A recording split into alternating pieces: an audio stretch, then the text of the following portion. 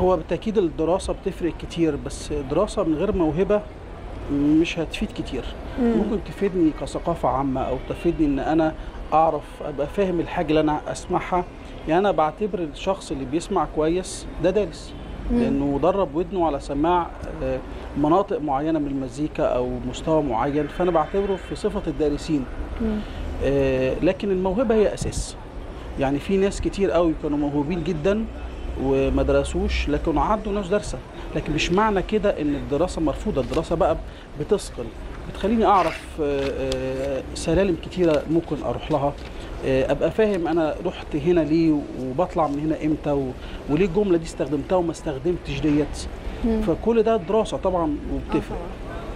طيب محمود، انت ليك برضو اغاني مع بعض اللي هي زمن حماده وكده، كلمات احلام والحان حضرتك دي انتوا يعني عملتوها طبعا الفتره اللي فاتت اكيد. انا عايزه اعرف التعاون جه ازاي؟ يعني مين اكيد الكلام كان من عندك. أيوة. حصل التعاون ازاي؟ والله شوفي، انا شفت زمن حماده ده بمنظورين مختلفين. يعني اول ما حماده بدا نعرف عنه مسحول وكده، فكتبت من وجهه نظر ان الدنيا كلها بقت حماده، او احنا عايشين زمن حماده يعني. وبعدين بعد كده نزلتها على النت ولقيت استاذ سمير شافها، وكان اول تعامل بيني وبينه معرفه، يعني مجرد ما شافها وقال لي ايه رايك الحنها وكده. وبعدين رجعنا موقف حماده اختلف، بان ان هو مظلوم واعترف بالحقيقه وحاجات زي كده، فاصبح الموقف اختلف للنقيض تماما.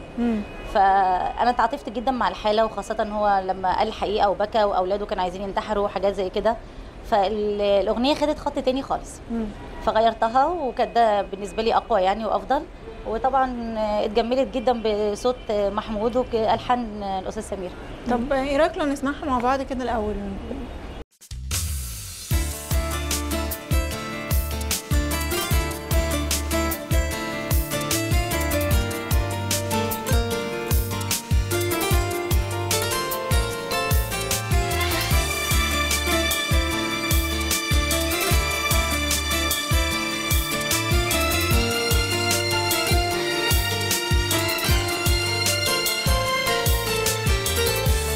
عمري صابر وماشي جنب الحيل، راضي بحالي ولا مرة اشتكيت، لحد ما وقعت في ايديهم واتعريت. طول عمري صابر وماشي جنب الحيل، راضي بحالي ولا مرة اشتكيت، لحد ما وقعت في ايديهم واتعريت. محدش يلوم عليا، كنت خايف، كذبت عليكم والكل بعينه شايف. مش هموت قبل عمري ما انال، محدش يلوم عليا، كنت خايف. محدش يلوم عليا، كنت خايف، كذبت عليكم والكل بعينه شايف. مش هموت قبل عمري ما ناري، محدش يلوم عليا، كنت خايف.